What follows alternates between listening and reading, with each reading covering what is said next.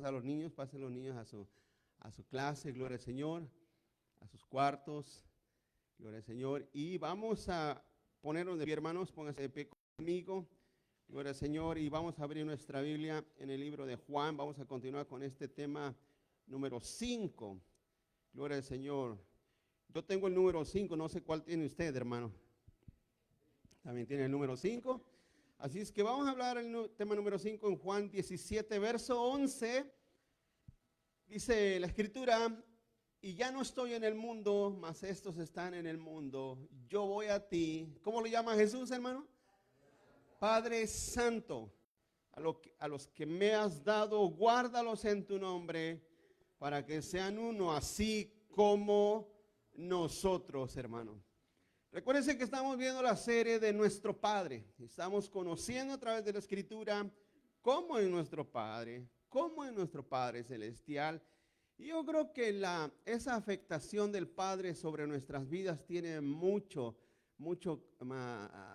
forma de nuestro carácter, hermano. Así es que vamos a ver esto. El tema número 5 es nuestro Padre Santo. Oremos. Padre, gracias, Señor, en esta tarde que nos permite, Señor, adorarte, Señor, en las fuerzas, en la forma, Señor, en la salud que tengamos, Señor. Te pedimos, Padre amado, que nos ayudes a recibir tu palabra, Señor, con amor, con alegría, Señor, y que recibamos tu palabra, Señor, siempre, Señor, con el deseo de conocerte para ser más como tú, mi Dios. En el nombre de Jesús te lo pedimos. Amén. Amén y amén. Gloria a Dios. Tome su asiento, hermano. Vamos a hablar entonces acerca de nuestro Padre Santo, hermano. La santidad de Dios, como sabemos, es un atributo de Dios, pero es algo supremamente puro, hermano, y perfecto. La santidad de Dios es algo, gloria al Señor, bueno, no hay forma de imaginar la pureza y la santidad y la perfección de nuestro Padre. Esa santidad, hermano, es la participación, o en esa santidad nosotros participamos en obediencia, hermano, e incluso somos llamados a ser santos. ¿Cuántos dicen amén, hermano? El Señor nos llama a ser santos. Dice el escritor Wesley Adams, dice: entender a nuestro Padre Santo implica captar una tensión fundamental. La santidad de Dios lo sitúa infinitamente por encima de nosotros en perfección, mientras que su paternidad lo acerca lo suficiente para ofrecernos su abrazo. Él continúa escribiendo y dice: participamos de la santidad del Padre a través de un proceso que combina la obra de Cristo, la acción del Espíritu Santo y nuestra respuesta obediente a la vida cotidiana. Y por último dice, escribiendo: el creyente ya participa durante su vida de la naturaleza divina al reflejar sus virtudes y vive en el mundo, pero sin ser del mundo, revestido de la nueva naturaleza creada para ser como Dios en verdadera justicia y santidad, hermano. Así es que en este pasaje que acabamos de leer, vemos cómo Jesús nos revela, porque eso es parte de la revelación que Él nos da. Él nos revela, ¿verdad?, a nuestro Padre Santo, hermanos. Ahora, cuando nosotros pensamos, y es lo que vamos a ver en esta tarde, cuando pensamos en la santidad de Dios y pensamos en su pureza, en realidad para nuestra mente es algo totalmente inalcanzable, inaccesible, para que me entienda. No hay manera de nosotros entrar a esa santidad. Pero vamos a ver cómo es que nosotros somos participantes, hermano. Porque la semana pasada, ¿verdad?, les decía que pues mirando nuestra vida, mirando nuestra conducta, mirando nuestras acciones, mirando nuestra manera de ser, de comportarnos, y sabiendo que tenemos a un Padre Santo, aún así, hermano, permanecemos siendo todos nosotros como cristianos, hermano, somos una decepción. En realidad no llegamos a esa altura, a esa medida de la cual el Padre nos demanda. Unos van más adelante, no que ser muertos, sino que van más adelante en una santificación, pero otros vienen hasta atrás, hermano, vienen como 300 millas allá atrás. Son hijos de Dios, pero siempre habrá una franca decepción. Hace poco leía acerca de hombres, hermano, unas ciertas biografías de hombres que uno puede decir, hombres santos, hombres que realmente, hermano, tenían una cercanía porque al escribir, lógicamente, cuando escriben ellos están hablando lo que su corazón es y desea. Y cuando ellos escriben, hablan de algo, hermano, totalmente, se puede decir, tan descriptivo de Dios, que uno puede decir, estos hombres son semiángeles. Pero ellos confesaban, hermano, que dentro de ellos aún había imperfecciones y cosas que batallaban y luchaban para estar bien con Dios. ¿Qué nos da a entender esto? Bueno, que en esta vida hay algo que no alcanzaremos, pero aún así eso no significa que dejaremos de perseverar, hermanos. Tenemos que perseverar. Punto 1, nuestro Padre es santo porque no es del mundo. Nuestro Padre es santo porque no es del mundo. Yo quiero que entiendan esta expresión. Continúa adelante. Nuestro Padre creó este mundo, pero la caída lo contaminó, hermanos. Nuestro Padre ha creado este mundo y lo creó perfecto. Dice Génesis 2 que todo lo que Dios miró, que él había hecho, lo miró que era bueno. Pero por esa misma razón Él nos invita a participar de su santidad, como dice Romanos 12:1. Así que, hermanos, os ruego por la misericordia de Dios que presenten vuestros cuerpos en sacrificio vivo, santo, agradable a Dios, que es vuestro culto racional. Así es que el Señor nos invita a participar de esa santidad, ¿verdad? Y alejarnos de esta contaminación. Así es que esa invitación a la iglesia es parte, hermano, de lo que nosotros debemos de entender, que mientras estamos caídos, aún así el Señor nos llama. 1 Corintios 1:2 dice a la iglesia de Dios que está en Corinto: a los santificados en Cristo Jesús, llamados a ser santos con todos los que en cualquier lugar invocan el nombre de nuestro Señor Jesucristo, Señor de ellos y nuestro. Así es que el Señor nos llama a esa santidad, aunque vivimos en un mundo contaminado por el pecado y por la caída. Caídos estamos. En realidad nuestra persona, nuestra humanidad está caída. Está en una continua contaminación. Pero aún así, hermano, vuelvo a decir, el Señor nos llama.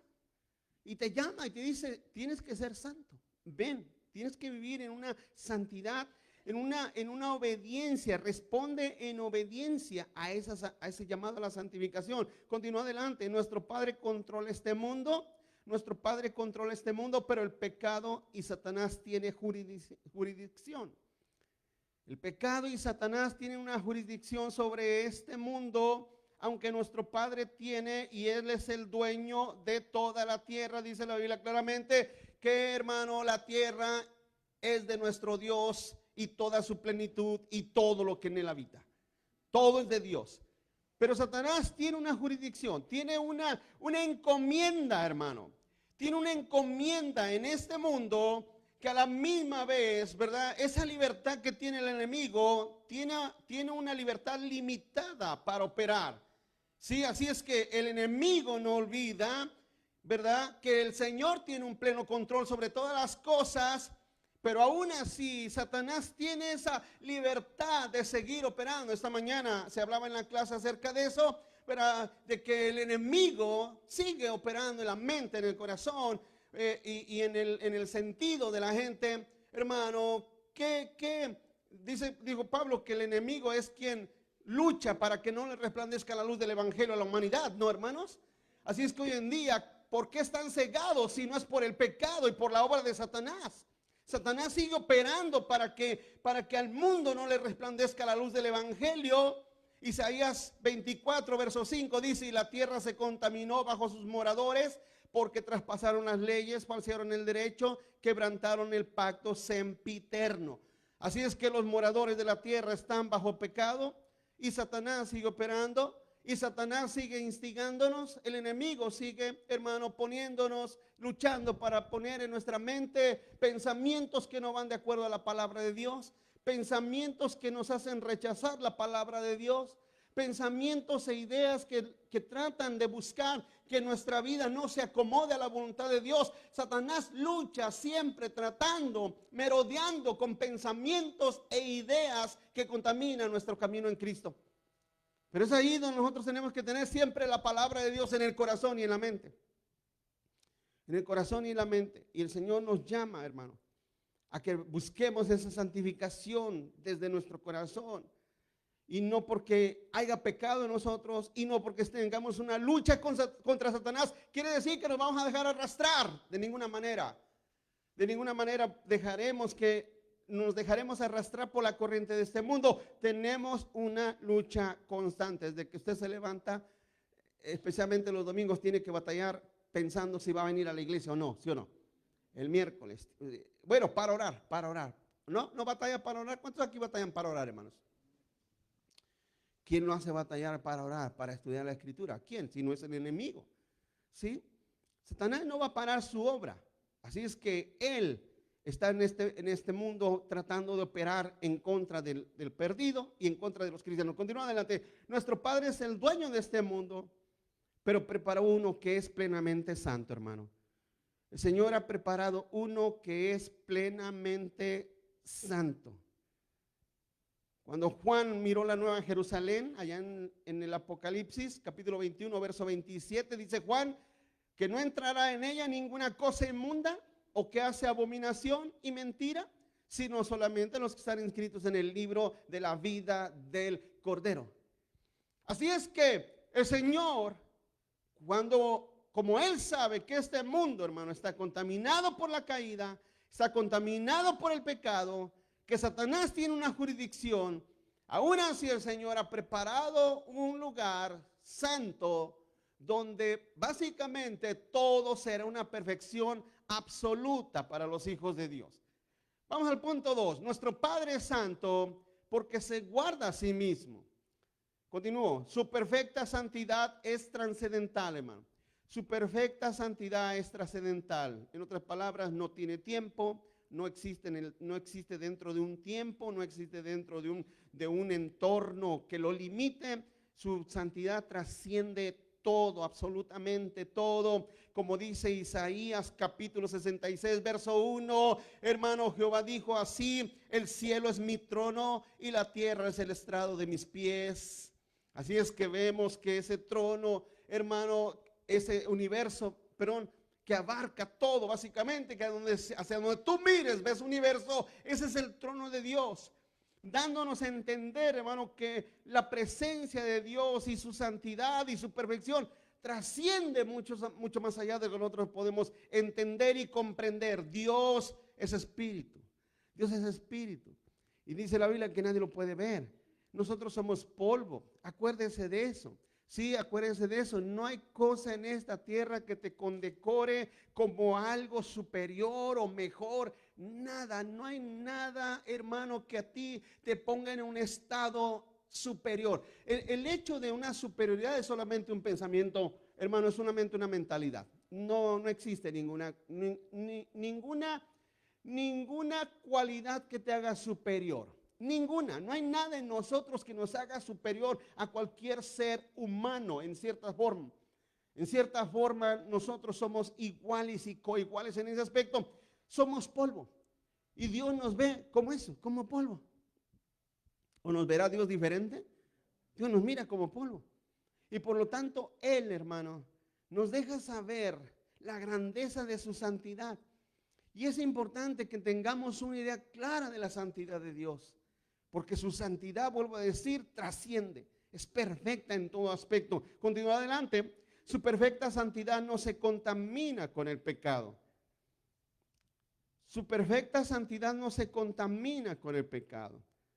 Por ejemplo, Santiago nos dice que el mal no puede tentar, ni provocar, ni incitar a nuestro Padre Santo al pecado, hermano. Como dice Santiago 1:13. Cuando alguno es tentado, no diga que es tentado de parte de Dios, porque Dios no puede ser tentado por el mal, ni Él tienta a nadie. Así es que imagínense, hermano, que nuestros pecados, nuestras maldades contaminaran a Dios. Imagínense porque la Biblia dice que el Espíritu de Dios está en nosotros, ¿no? ¿Están aquí conmigo, hermano?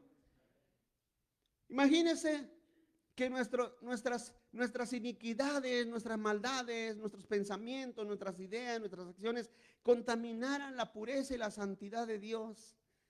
Esos son misterios en los cuales nosotros muchas veces mientras estemos en esta tierra quizás no los alcancemos a comprender, pero no hay nada que contamine la santidad y la pureza de nuestro Dios, hermano. Ahora, ¿qué quiere decir eso? Bueno, eso quiere decir simple y sencillamente, hermano, que yo tengo que arrepentirme todos los días, venir a Él y decirle: Señor, perdóname por ofender tu santidad. Perdóname. ¿Verdad que Juan dice, si alguno dice que no tiene pecado, ¿qué es? Mentiroso. Dando a entender que vuelvo a decir, dando a entender en base a que nosotros somos seres caídos, redimidos pero caídos, o caídos pero redimidos, caídos pero salvos, caídos pero justificados, santificados pero caídos. Esa es la realidad de nosotros como pueblo, como gente, como iglesia. Dios vino a salvar, hermano, y nuestra persona, nuestra humanidad permanece así como el Señor nos salvó. Ahora, lógicamente que el Señor, a través de su palabra, ahorita lo vamos a ver, pero el Señor va santificando nuestra vida, vamos nosotros en nuestra vida quitando lo que estorba, lo que deteriora, lo que no conviene. La otra vez, a veces hay gente que hace preguntas y pregunta y dice: ¿qué tiene de malo que me tome una cerveza? Yo siempre les pongo lo mismo. Si alguien te ve tomando una cerveza, dices que eres cristiano y te ven tomando una cerveza, no te van a creer tu cristianismo, simple y sencillamente. Si usted me ve con un cigarro, no va a creer que yo sea una persona muy cristiana, que digamos. Si usted me encuentra en una cantina, no va a decir: ¿a poco él es el pastor? No creo que sea el pastor. Por lógica, si nosotros tenemos que ir quitando de nuestra vida lo que estorba de tropiezo a los que aún no creen en Cristo Jesús, para que se acerquen al Señor, si en algo el Señor los llamará. Pero aún así, nuestra vida, por más que estemos en Cristo y por más que permanezcamos en oración y en la búsqueda continua de Dios y siempre en una consagración, aún así nuestra humanidad caída contiene cosas que se ven y cosas que no se ven. ¿Sí o no? Cosas que se ven. Por ejemplo, hay gente que, vamos a ser un poquito condescendientes, pero hay cristianos que mienten. Hay cristianos que dicen malas palabras. Y uno puede decir: ¿son cristianos? Vamos a decir que sí, que son cristianos, dicen malas palabras. Hay cristianos que los han agarrado robando. Pastores que hacen cosas indebidas. ¿Me explico? Hay cosas que se ven, pero hay otras que no se ven. Como la envidia, como los celos, como el resentimiento, como la falta de perdón. Esas cosas no se ven. Les pregunto, ¿qué es más pecado? ¿El adulterio o la envidia? Hermanos, es lo mismo. Es lo mismo. Pero el hipócrita siempre juzga lo que se ve, pero no juzga lo interno que está en su corazón. Hurracanda, Saya, Maya, es su nombre, hermanos. ¿Están aquí conmigo? Así es que cuando hablamos de la santidad, estamos hablando, escúcheme esto, la santidad es una constante lucha, búsqueda y crecimiento hacia el conocimiento y hacia el parecernos más a Cristo. Así es que Dios no puede ser contaminado con nada. Por eso Él nos invita, la semana pasada les decía, hablaba del Padre Celestial, porque Él nos invita no a habitar en esta tierra, sino en la morada celestial. Amén, hermanos. Allá donde dice, ya lo leímos ahorita en Apocalipsis, que cuando Juan miró la nueva Jerusalén, la nueva ciudad, o sea, la nueva creación, él miró que en ese lugar no había nada inmundo. Nada inmundo. Entonces la pregunta, usted dirá: pero pastor, si nosotros somos imperfectos, ¿cómo es que entraremos allá? Bueno, por eso dice la Biblia que necesitas morir. Porque el grano se entierra en imperfección, en decadencia, en maldad, en debilidad se entierra para que resucite en un grano nuevo de vida eterna. Dice el escritor David Walsh, creo que les dejé en su nota, dice: su santidad incluye todas las otras perfecciones divinas y mucho más, siendo una afirmación fundamental que expresa quién es Dios y cómo es Él. La santidad en Dios es todo lo que lo aparta de la creación pecadora, hermanos. Y es todo lo que lo eleva por encima de ella con su esplendor moral. Así es que Dios es el único que está por encima de todo y de todos, hermanos. Él es el único. Nosotros humanos tenemos, vuelvo a reiterar, arrepentirnos todos los días, ir a su trono, ir a su cruz y decirle: Señor, perdóname una vez más. Y Dios no te va a decir como dicen los humanos: ¿otra vez? ¿Otra vez? El Señor no te va a decir eso, tenlo por seguro, no te lo va a decir. El Señor, si te mira que te arrepentiste ayer y hoy vuelves a venir y mañana vuelves a venir y toda la semana estás viniendo y cada mes estás viniendo y cada año estás viniendo a su cruz y a sus pies y decirle: Señor, perdóname, Él no te va a decir otra vez, no te va a decir eso, porque Él sabe que somos polvo y nos vuelve a recibir porque queremos y deseamos y anhelamos participar de su santidad. Continúa adelante. Su perfecta santidad no se afecta con nada, hermanos. Su perfecta santidad no se afecta con nada. Por eso yo en lo personal no creo en las emociones terrenales que le atribuyen a Dios. Que hay gente que yo he escuchado decir: ay, es que hay que acercarnos al corazón de Dios, y Dios llora, y Dios sufre, y Dios se lamenta, y entonces tratan de ver los pasajes bíblicos que están en la Escritura donde habla acerca de sentimientos que son perceptibles en la humanidad, y tratan de atribuirlos como que Dios también, hermano, tiene esos sentimientos como semejantes a los nuestros. Usted dirá: pero pastor, Cristo lloró. Cristo en su humanidad lloró. Cristo en su humanidad se lamentó. Cristo en su humanidad se cansó. Es más, ya les he enseñado, Cristo en su humanidad hasta se enojó, hermanos. Usted dirá: ¿a poco Cristo se enojó? Claro que Cristo se enojó. Y no agarró a cachetadas a los apóstoles ahí, nada, porque yo creo que el Señor se calmó, ¿verdad, hermanos? Pero también se molestó contra de ellos. Entonces vemos que Jesús en su humanidad, pero en la divinidad no existen esas emociones. No existen esas emociones de que Dios llora, de que Dios sufre. No. Dios es una entidad, es un ser tan perfecto, tan justo, tan santo, hermano, tan sublime, que no hay nada que lo afecte. ¿Por qué? Bueno, vuelvo a reiterarle, porque Él está por encima de todas las cosas. Por eso cuando nosotros nos acercamos a Dios en oración, bueno, los que oran, ¿verdad? Pues yo estoy seguro por sus acciones, hay gente que no ora, pero cuando una persona, un cristiano, se acerca a Dios en oración, escúcheme esto, hermano. Si usted se acerca pensando que su oración lo va a conmover, usted está equivocado. Escúcheme esto, se lo he dicho una vez y se lo vuelvo a reiterar. Lo que al Señor lo mueve en cierta manera a obrar y operar en el aspecto humano no son las emociones ni los sentimientos, es la fe. Usted puede llorar, pero si no tiene fe, Dios no hace nada. Pero si usted tiene fe, aunque no llore, Dios opera, porque es la fe, nuestra fe, donde el Señor o donde Dios opera en nuestras vidas, cuando algo va a ser, cuando algo nos va a mostrar, a enseñar, a dejarnos ver.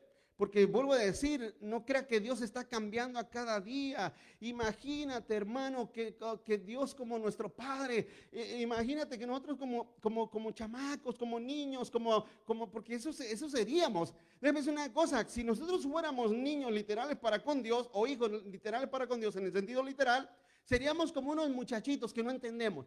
Y los muchachos a veces quieren una cosa, a veces quieren otra, a veces piensan de una manera y a veces piensan de otra. ¿Sí o no? ¿Sí o no? Imagínate.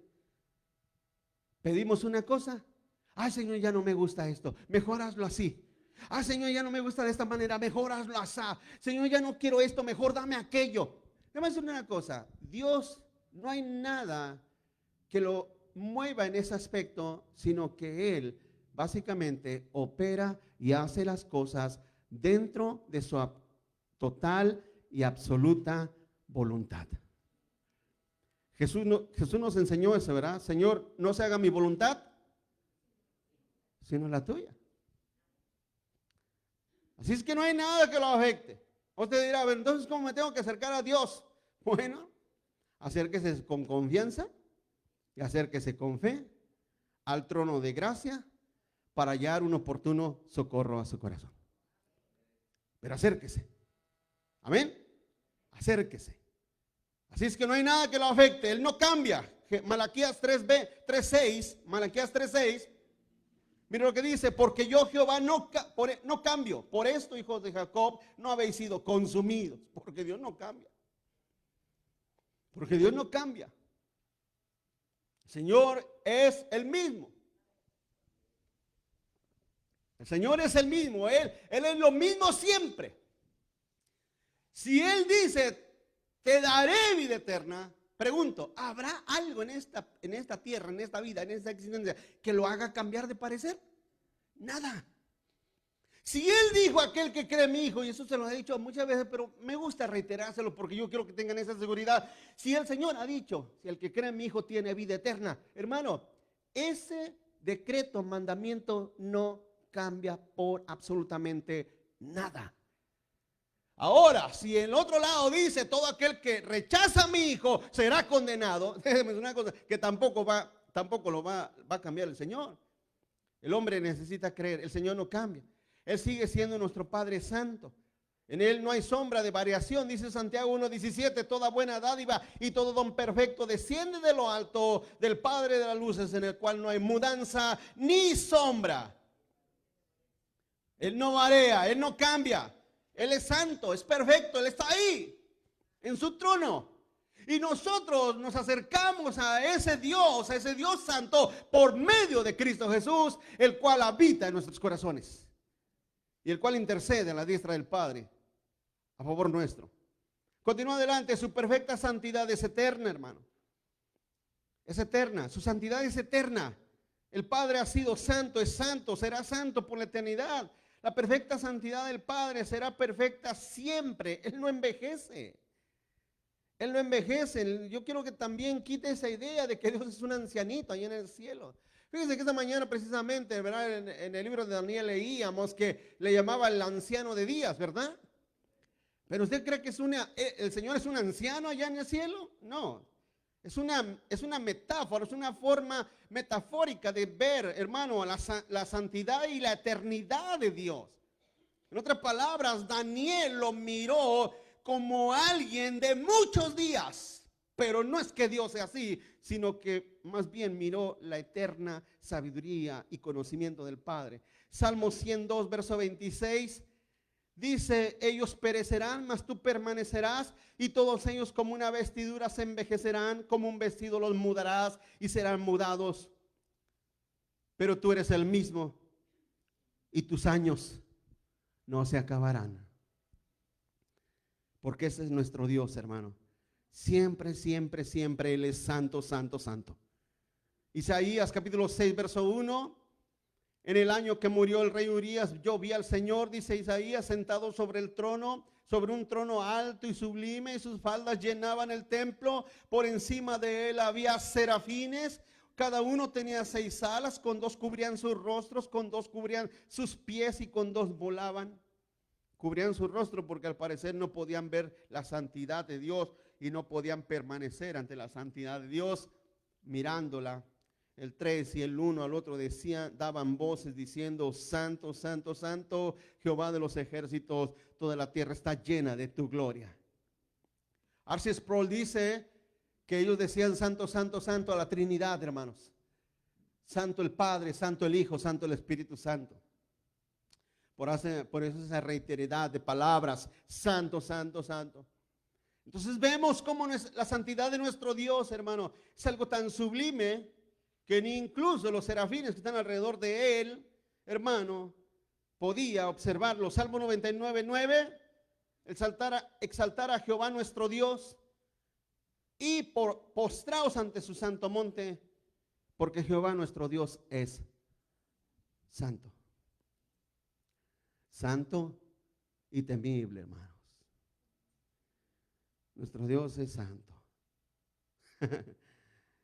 A veces cuando uno mira las ideas tan erróneas de nuestro mundo, del mundo que vivimos, hermano, y de la gente, de la humanidad, es algo terrible verlos, cómo ellos se burlan de Dios.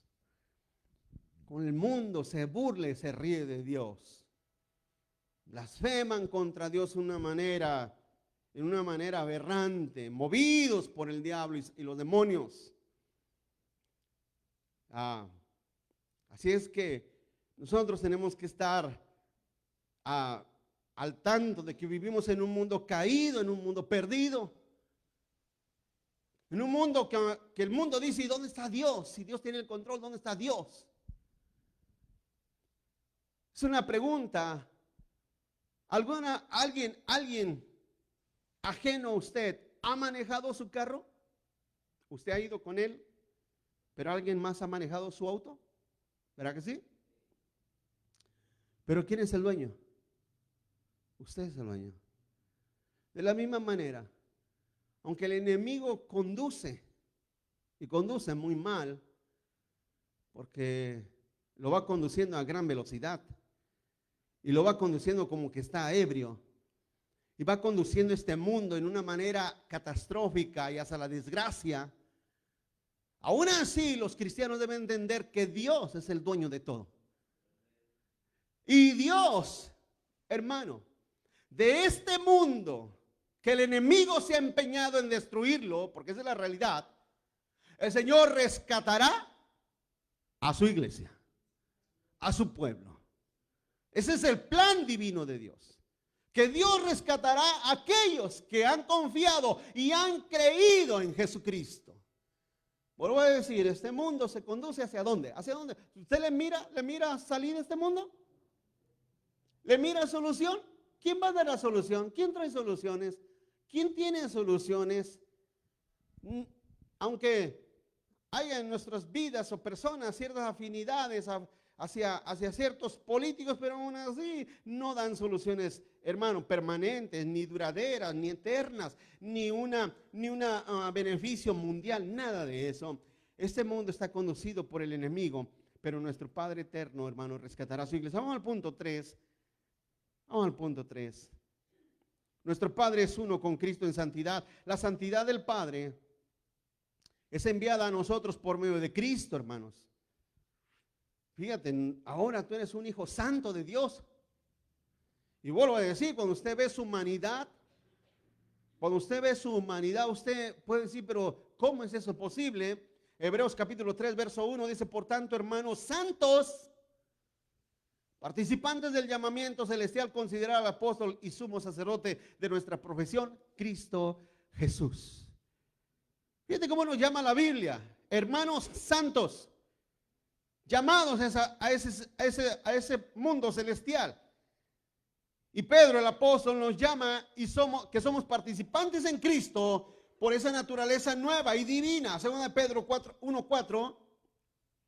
Segunda de Pedro capítulo 1 verso 4 dice: por medio de las cuales nos ha dado preciosas y grandísimas promesas, para que por ellas llegásemos a ser participantes de la naturaleza divina, habiendo huido de la corrupción que hay en el mundo a causa de la concupiscencia.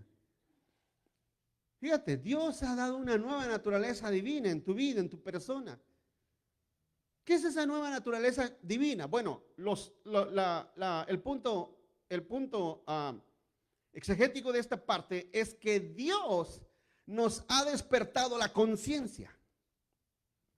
Esa es la nueva naturaleza divina. Nuestra conciencia se ha despertado, hermano, al temor a Dios, a buscar a Dios, a entender que solamente de Cristo dependemos. Antes que éramos idólatras y amábamos este mundo porque teníamos una conciencia muerta, una conciencia endurecida por el pecado. Teníamos una conciencia, como dice la Biblia, cauterizada, que cuando se soldan dos metales, cuando usted une dos metales y los solda con soldadura, esa soldadura de la palabra cautín, del cautín es el soldador o lo que solda, es la palabra cauterizada, y la conciencia se endurece. La conciencia del mundo no solamente está muerta, sino que está dura. Ellos no perciben las cosas espirituales porque para ellos son locura. Pero no solamente no perciben, hermano, el evangelio, sino que ellos no perciben que van al infierno, pero no lo saben. No perciben que están bajo la total y absoluta manipulación de Satanás, pero no lo perciben.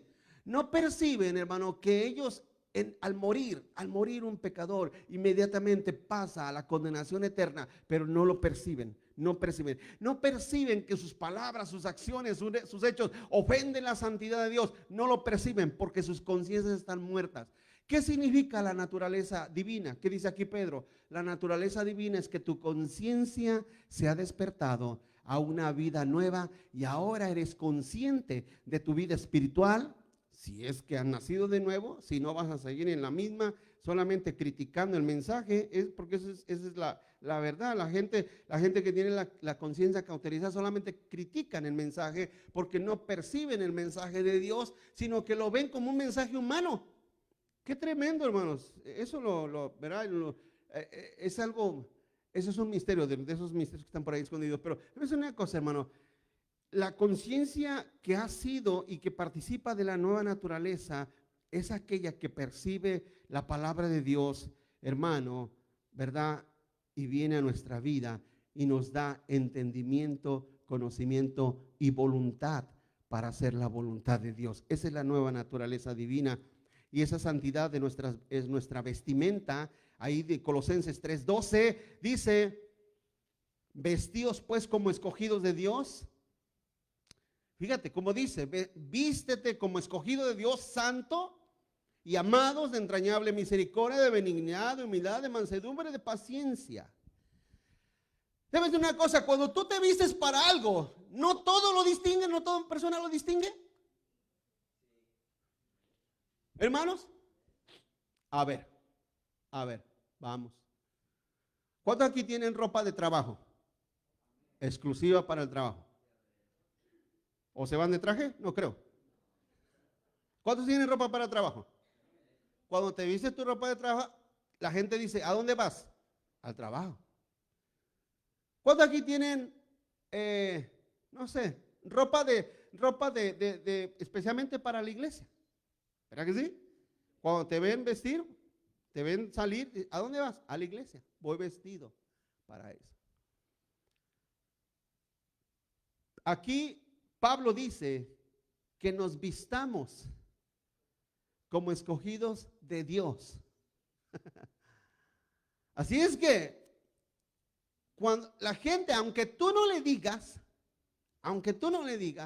por ejemplo, usted, ¿por qué distingue a un policía? Por su vestimenta. ¿Por qué distingue a un militar? ¿Por qué distingue a un médico, a un doctor? ¿Por qué se distingue a un cristiano? No por lo que habla, sino porque cómo vive, cómo es, cómo camina. Nos vestimos como escogidos de Dios, santos y amados, de entrañable misericordia y benignidad, humildad, de mansedumbre y de paciencia. Así es que nuestra vida es una vestimenta por la santidad de Dios. ¿Sí? Ahora, vuelvo a decirle, yo no voy de traje, yo no voy de traje a mi trabajo. Yo no ando de traje todo el día. Yo también a veces hago trabajos y me visto mi ropa de trabajo, me pongo mi ropa de trabajo porque sé que me voy a ensuciar. Voy a trabajar cuando Hago cosas, uso mi ropa de trabajo. De la misma manera, el cristiano debe, hermano, entender que anda en un mundo en el cual no solamente la vestimenta es en la casa de Dios, sino donde quiera que estamos. Continúa adelante, la santidad del Padre es enviada a nosotros por su palabra. Por su palabra, hermanos. Esa palabra nos mantiene separados del mundo que aborrece a nuestro Padre. Juan 17, verso 14, yo les he dado tu palabra y el mundo los aborreció porque no son del mundo, como tampoco yo soy del mundo. No ruego, fíjate el 15, no ruego que los quites del mundo, sino que el ¿qué? Eso es la santidad, eso es la santificación, que los guardes del mal. Dice el 16, no son del mundo, como tampoco yo soy del mundo. El 17, santifícalos en tu verdad. Léalo fuerte. Tu palabra es tu verdad, es verdad. Como tú me enviaste al mundo, así yo le he enviado al mundo. Y por ellos yo me santifico a mí mismo para que también ellos sean santificados en la verdad. Si usted ha preguntado por qué hay gente que la palabra de Dios no tiene efecto sobre sus vidas. ¿Por qué hay gente que no tiene la palabra de Dios efecto sobre sus vidas? ¿Quieres una respuesta clara, sencilla? Jesús en otra ocasión dijo, los que escuchan mi palabra me amarán y serán amados por el Padre. Una persona no escucha la palabra de Dios porque no busca ser santificado para Dios. Te vuelvo a decir, yo puedo llegar a una iglesia, a cualquier iglesia del planeta Tierra, cualquier iglesia, yo puedo llegar, pero llegar a criticar, llegar a murmurar, llegar a ver las fallas de la gente, llegar a ver las decadencias de la gente, llegué y no me saludaron, llegar a ver, el mensaje, o sea, llegar con ese espíritu que es un espíritu inmundo, que lógicamente no deja que la verdad lo santifique. O puedo llegar a una iglesia y decir, Señor, habla a mi corazón. Santifícame en tu verdad, porque tu palabra es verdad. Siempre y cuando el predicador hable la verdad, amén, hermanos. Porque si usted llega a un lugar donde solamente se la pasa hablando el pastor de sus viajes, de sus chistes, de sus cuentos, de su vida personal, de él, de su esposa, de sus hijos, su perro y de todo lo que sucede alrededor de él, entonces por eso la gente nunca va a cambiar. Porque la gente lo que necesita para ser santos, aquellos que son de Dios, los que son de Dios, por eso Pedro le dijo Cristo a Pedro, me amas, Señor, sabes que te amo, apacienta ¿qué? Mis ovejas. Y las cabras, eso no te preocupes, ellos nunca van a buscar la santidad, porque son lo que son. El alimento que se prepara debe ser preparado para las ovejas. Las ovejas oyen la voz de Cristo y lo siguen. Está claro, no creo que yo me hago bolas de esto, está muy claro, está muy sencillo. ¿Por qué la palabra de Dios no hace efecto sobre la gente y no hay santificación en sus vidas? Simplemente porque no son de Dios, hermano. Porque no son de Dios, porque la palabra de Dios te santifica. Primero Cristo en tu vida, después la palabra empieza a santificarte. Continúa adelante. La santidad del Padre es enviada a nosotros por su Espíritu Santo. Gálatas 4:6 dice, por cuanto sois hijos, Dios envió a vuestros corazones el Espíritu de su Hijo, el cual clama, Abba Padre. ¿Verdad que un hijo conoce a su padre? Hermanos, ¿cuántos se recuerdan cuando tenían sus hijos pequeñitos, chiquitos? Desde lejos te conocían, ¿verdad? Desde lejos. Y venían corriendo hacia ti. Ya hoy en día ya no quieren, ya no quieren mucho. Pero desde cuando estaban chiquitos, te miraban y corrían porque conocían a su padre. De la misma manera, los hijos de Dios, hermanos, por el Espíritu de Dios claman, Abba Padre. Saben quién es su padre, saben amar a su padre y saben buscar a su padre. Primero de Pedro capítulo 1 verso 15, dice, sino como aquel que os llamó es santo, sed también vosotros santos de toda vuestra manera de vivir, porque escrito está, sed santos, porque yo soy santo. Así es que el Espíritu de Dios, la palabra, Cristo, nos santifica nuestras vidas, hermano, para buscar a nuestro Padre Celestial. La santificación con el Padre no es una opción, hermano, es una finalidad. Romanos capítulo 6, verso 22, dice, mas ahora que habéis sido libertados del pecado y hechos siervos de Dios, tenéis por vuestro fruto la santificación y como fin la vida eterna. Como fruto tienen la santificación. ¿Cuál es el fruto que en los hijos de Dios? La santificación. La santificación, fíjate cómo que habla en un proceso, en un proceso progresivo. La palabra es un proceso progresivo, dando a entender que la santificación es algo que vamos procesando, pero que no se detiene. Que no se detiene. ¿Se recuerda el Salmo 1? Dice que es como un árbol, ¿qué? Plantado junto al río, que siempre da su fruto a su tiempo y su hoja. Así es que el cristiano siempre es como un árbol productivo. No es de que, ay, no, este año yo no voy a servir a Dios. Ay, no, esta temporada yo me voy a alejar. Ay, no, yo quiero alejarme un tiempo. Eso no es de un cristiano. Eso no son de los hijos de Dios. Son de los hijos del primo, pero no de Dios. Los hijos de Dios crecen y buscan a Dios. 1 Tesalonicenses 4:7. Pues no nos ha llamado Dios a inmundicia, sino a santificación. Inmundicia. ¿Qué es el mundo, hermanos? Inmundicia. El mundo nos ofrece solamente pecado, ¿no? ¿O no? Entonces, ¿a qué nos llama el Señor? Apartarnos de ese mundo. Alejarnos de ese mundo. Ya te he dicho en todos los colores que el mundo tiene varios tentáculos, como un pulpo, como un pulpo. El trabajo, el mundo trata de usarlo para atraparnos en él, ¿sí o no, hermanos? ¿Cuánta gente no, hermano? Ay, pasó, es que viera mi trabajo, ya no me deja. El dinero, la música. ¿Les he hablado de la música? ¿Les he hablado de la música? La música es un tentáculo muy fuerte. Mientras tú no tires tu colección de los bookies,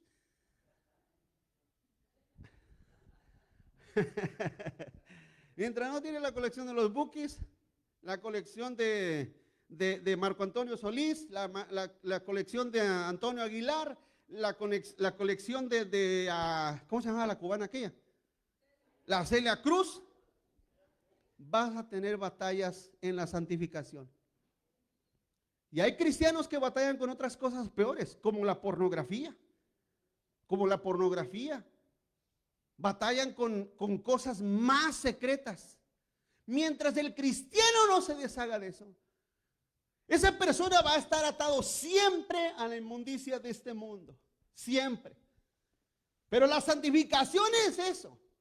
La santificación es apartarnos de eso. Aquí lo dice, pues no nos ha llamado Dios a inmundicia, sino a santificación. Continúa adelante.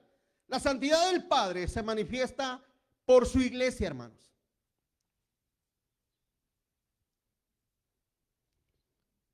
En la mañana hablábamos acerca de que el Señor Jesús recibirá otro reino.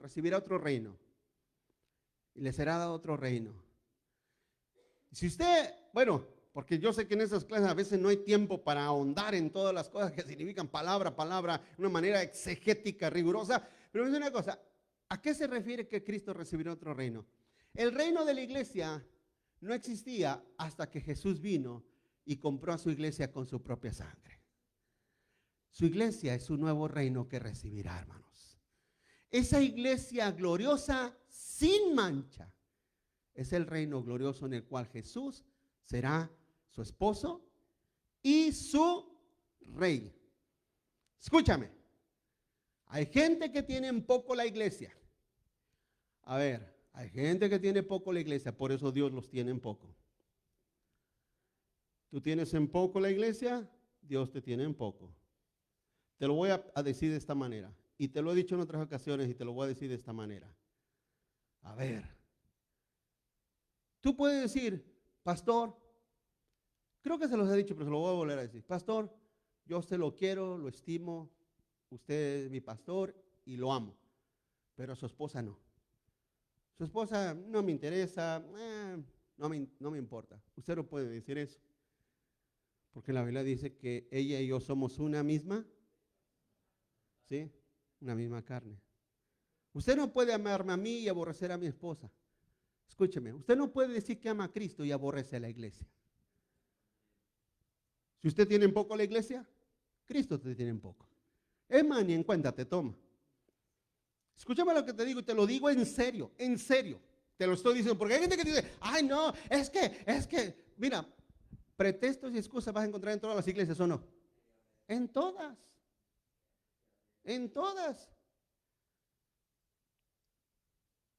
Yo le dije, Señor, ¿no habrá un mercado ahí de cabras para cambiar unas cuantas cabras por unas ovejas, Señor? Pero no se puede. El Señor me puso aquí y aquí tengo que estar hasta que el Señor lo diga, amén, hermanos. Pero,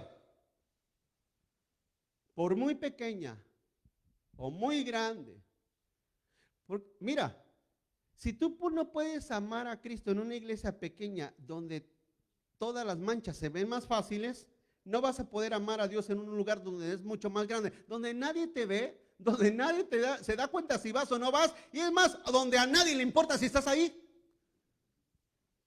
Imagínate una iglesia de 600, 700 personas. ¿Tú crees que se va a notar que estés ahí o que no estés ahí? Si sirves en algo, si no sirves en nada, si sirves para algo o no sirves para... ¿Tú crees que alguien va a tener ese interés? De ninguna manera. Y no te digo porque te estoy manipulando, como algunos piensan y creen que digo las cosas para manipular. No me importa, créemelo, eso no es mi interés. Pero mi punto es este, que si una persona en un lugar pequeño no puede servir a Cristo y ser lo mejor de sí para Cristo y para el Señor y amar la iglesia del Señor, la iglesia que Él compró y la tiene en poco, una iglesia así, te voy a decir una cosa. Si en lo poco eres infiel, no creo que en lo mucho seas más fiel. No creo que en lo mucho seas más fiel. Pero Dios nos santifica por su iglesia. Cada vez que usted viene a la casa de Dios, ¿qué recibe? ¿Qué recibe? Dicen los impíos, un regaño. Así han dicho algunos impíos, hijos del maíz. Ah, no, ¿a qué voy? ¿A que me regañe el pastor? No. La Biblia dice, repréndelos duramente para que sean sanos en la fe. Exhórtalos. Dice que prediques, que instes con toda doctrina y enseñanza. Ya te dije, ¿cómo me gustaría que les viniera a predicar por lo menos un mes Paul Washer, hermanos? Me gustaría invitar a Paul Washer que les viniera a predicar un mes nada más, para que lo escucharan. Para él casi ni yo califico, hermanos. Casi ni yo califico. Son extremistas, no lo sé. Pero esos hermanos sí no se andan con medias tintas. Juan 17:9 dice, yo ruego por ellos. Yo ruego por ellos, no ruego por el mundo, sino por los que me diste, porque tuyos son. Te ruego por ellos. ¿Por quién ruega el Señor? Por los que aman su iglesia. Por los que aman a la futura esposa del Cordero. Entienda esto. Señor, te amo a ti, amo tu iglesia. Amo mi iglesia.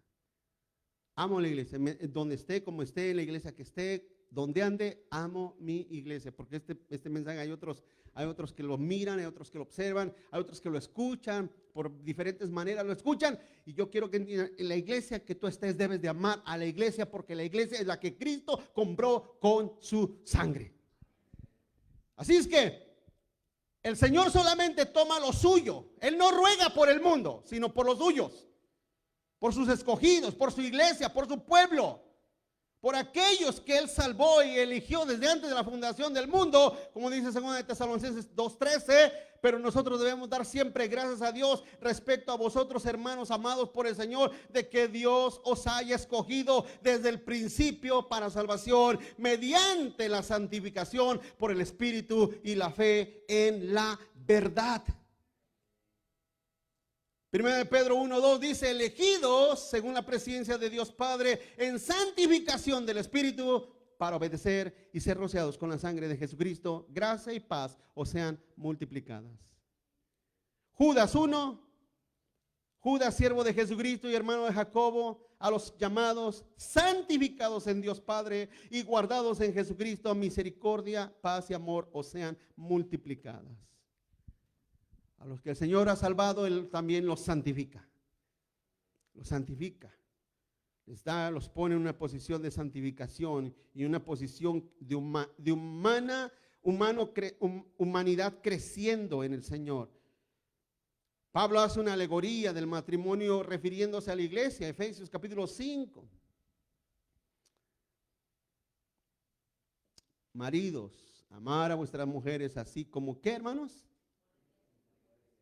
Así como Cristo amó a la iglesia y se entregó a sí mismo por ella, para santificarla, habiéndola purificado por el lavamiento del agua, por la palabra.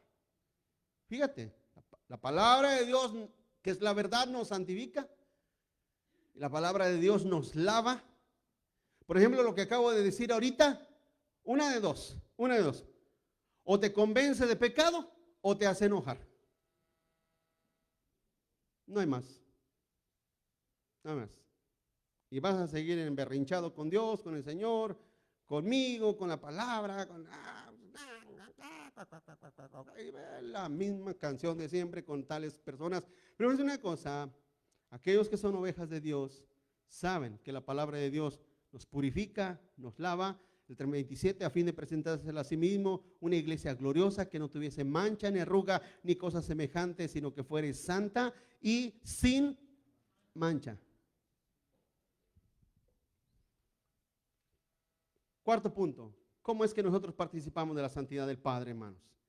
Porque hay una participación. Primero, continúa adelante, no amando al mundo. No amando al mundo. Santiago 4:4 nos dice claramente: oh almas adúlteras, no amen, no sabéis que la amistad del mundo es enemistad contra Dios. Cualquiera pues que quiere ser amigo del mundo se constituye ¿qué? Enemigo de Dios. Así es que mi santidad es apartarme del mundo. Pregunto, hermano, Dios en su grande misericordia, tanto yo les he explicado que nosotros somos musicales por naturaleza, traemos música dentro de nosotros. O sea, la música es algo natural de nuestro ser, de nuestra humanidad. Nos gusta la música, escuchamos un ritmo. ¿Ha oído usted a comer algún lugar donde pone música y fuerte? Quiera o no, la patita se le mueve. Quiera o no, está ahí porque hay música en nosotros. Pero Dios en su misericordia no nos ha dado músicos que aman al Señor. No todos, pero hay músicos que aman al Señor. Música que glorifica a Dios. ¿No? Entonces Dios nos ama, no tiene nada que ir a buscar. Es como cuando el hijo dice: mamá, quiero una hamburguesa de McDonald's. No, mijo, yo te las hago en la casa. Es lo mismo. No, pero yo quiero de ella. No, acá te la... Pregunto, ¿no la madre las hace sanamente? ¿Verdad que sí? ¿Sabe lo que le pone? ¿Tú sabes lo que le echan a McDonald's? No, ni les cuento. No se crea. Primera de Juan 2:15. No améis al mundo ni las cosas que están en el mundo. Si alguno ama al mundo, fíjate, el amor del Padre no está en él. ¿Tienes en poco la iglesia? Dios te tiene en poco, claramente. Segundo, no amando el pecado, Romanos 6:13.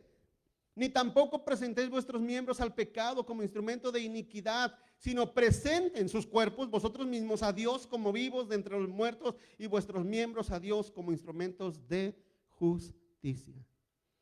¿Dónde tiene que estar mi cuerpo? Mi cuerpo tiene que estar donde Dios lo demanda. Donde Dios lo demanda. En las cosas santas. Ahí debe estar mi persona. Y por último, no amando nada más que a Él. Mateo 22:37. Jesús le dijo: amarás al Señor tu Dios con todo tu corazón y con toda tu alma y con toda tu mente.